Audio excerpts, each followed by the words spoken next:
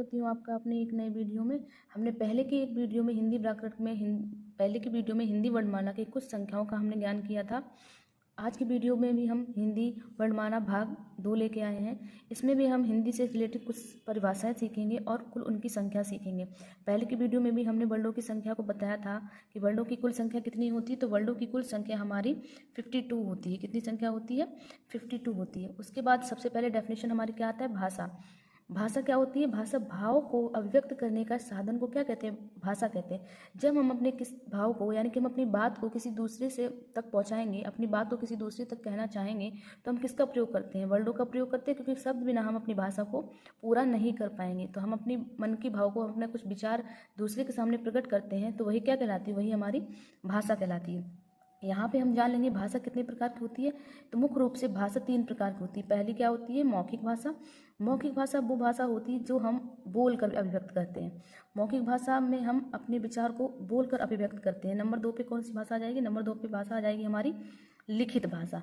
अगर हमें लिखित भाषा, हम किसी से अपनी भाषा बिना बोले अभिव्यक्त करेंगे तो क्या करेंगे? हम उसको लिख कर भेज देंगे, यानी कि मैसेज के चैट के थ्रू हम बात कर लेते हैं, यानी कि लिख कर अभिव्यक्त करना हमारी लिखित भाषा कहलाती है। नंबर 3 पे हमारी आ जाएगी सांकेतिक भाषा। सांकेतिक भाषा क्या होती है? कि संकेत के द्वारा हम जो अभिव्यक्त करते हैं, यानी कि ये भाषा हमारी किसके यूज होती है? जो व्यक्ति बोल नहीं पाते हैं, उनको हम संकेत के थ्रू अपनी भाषा को समझाने का प्रयास करते हैं। नेक्स्ट हमारी परिभाषा क्या होने वाली? वर्ड। वर्ड क्या? भाषा की सबसे छोटी इकाई को वर्ड कहते हैं। भाषा की सबसे छोटी इकाई को वर्ड कहते हैं। कभी कभी परिभाषा ये भी होती है, भाषा की सबसे छोटी ध्वनि को वर्ड कहते हैं। तो ये हमारी परिभाषा किसकी हो गई? ये हमारी परिभाषा वर्ड की हो गई। नेक्स्ट हमारी परिभाषा कौन सी होगी? नेक्स्ट हमारी परिभाषा है वर्णमाला। वर्णमाला क्या? वर्णों के व्यवस्थित समूह को वर्णमाला कहते हैं। किसको? वर्णों के व्यवस्थित समूह को वर्णमाला कहते हैं। अब आप देखिएगा कि हमारा ये का, खा, गा, घा, ये हमारा व्यवस्थित क्रम में रखा हुआ है, यानी कि एक समूह है का वर्ग जिसमें हमारे व्यवस्थित समूह में रखे गए हैं। तो इनको क्या कहते हैं? इनको हम वर्णमाला कहते हैं। नेक्स्ट हमारी परिभाषा क्या होने वाली है? नेक्स्ट हमारी परिभाषा होने वाली है स्वर। अब स्वरों की संख्या आप सभी को पता होती है। स्वरों की संख्या कितनी होती है? 11 होती है। तो स्वर क्या होते हैं? जिन वर्णों का उच्चारण किसी दूसरे वर्ड की सहायता के बिना होता है उन्हें स्वर कहते हैं। अब आप देखिएगा, जिन वर्णों का उच्चारण किसी दूसरे वर्ड की सहायता के बिना होता है उन्हें स्वर कहते हैं। हमें किसी शब्द में व्यंजनों को स्वर की सहायता पड़ती है, पर स्वर बोलने के लिए हमें किसी भी वर्ड का उच्चारण की सहायता के बिना भी बोलते हैं। जैसे अ, ई, उ, ये हमारे क्या हो जाते हैं? स्वर हो जाते हैं। तो स्वर 11 होते हैं। स्वर कौन कौन से हो जाते हैं? छोटा आ हम बोलेंगे, बड़ा आ, छोटी ई, बड़ी ई, छोटा ऊ, बड़ा ऊ, री यानी कि री, ए, बड़ा ए, और ओ और बड़ा ओ।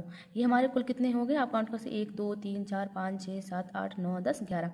ये हमारे क्या है? स्वर है। स्वरों की संख्या कितनी होगी? 11 हो गई। तो नेक्स्ट हमारी परिभाषा क्या है? नेक्स्ट हमारी परिभाषा है व्यंजन। व्यंजन किसे कहते हैं? व्यंजन स्वरों की सहायता से बोले जाने वाले वर्णों को क्या कहते हैं? व्यंजन कहते हैं। अब व्यंजन को बोलने के लिए हमें किसकी आवश्यकता होती है? व्यंजन को बोलने के लिए हमें स्वरों की आवश्यकता पड़ती है। अब आप देख लीजिएगा, जैसे कि हमने यहाँ पे ले लिया का। अब का में जब किसी का नाम लेंगे या किसी को करेंगे तो ये व्यंजन का खाली बोलते में थोड़ा हमें व्यंजनों की सहायता पड़ेगी। क, ख, ग, ये हमारे क्या होते हैं? ये व्यंजन होते हैं। तो इन्हें बोलने के लिए हमें किसकी सहायता पड़ती है? हमें स्वरों की सहायता पड़ती है। तो यहाँ पे व्यंजन 33 नहीं, यहाँ पे आप सही कर लीजिएगा, यहाँ पे व्यंजन कितने हो जाते हैं? 41 हो जाते हैं। जैसे का वर्ग हमारा क्या कहलाया जाएगा? वर्ग कहलाया जाएगा। का वर्ग हो जाएगा व्यंजन में। चा वर्ग भी हमारा आ जाएगा व्यंजन में। और हमारा टा वर्ग, ये टा वर्ग भी किस में आएगा? व्यंजन में आएगा। और टा के बाद हमारा ता वर्ग भी आएगा, और हमारा पा वर्ग भी आ जाएगा। और व्यंजनों की अगर बात करें तो व्यंजन को कितने पार्ट में बांटा गया है? व्यंजनों को कुल 4-5 पार्टों में बांटा गया, यानी कि अंतस्थ व्यंजन होते हैं, ऊष्म व्यंजन होते हैं, संयुक्त व्यंजन होते हैं, द्विगुण व्यंजन होते हैं। तो इन सभी का हम नेक्स्ट वीडियो में सीखेंगे। व्यंजनों का पूरा डिटेल में हम सीख लेंगे। व्यंजन कितने होते हैं? 41 होते हैं। लेकिन स्पर्श व्यंजन हम बात करें यहाँ पे, तो स्पर्श व्यंजन की संख्या कितनी होती है? स्पर्श व्यंजन की संख्या हमारी कुल 33 होती है। आई होप आपको ये वीडियो पसंद आई हो। अगर पसंद आई हो तो लाइक शेयर सब्सक्राइब जरूर कीजिएगा। धन्यवाद।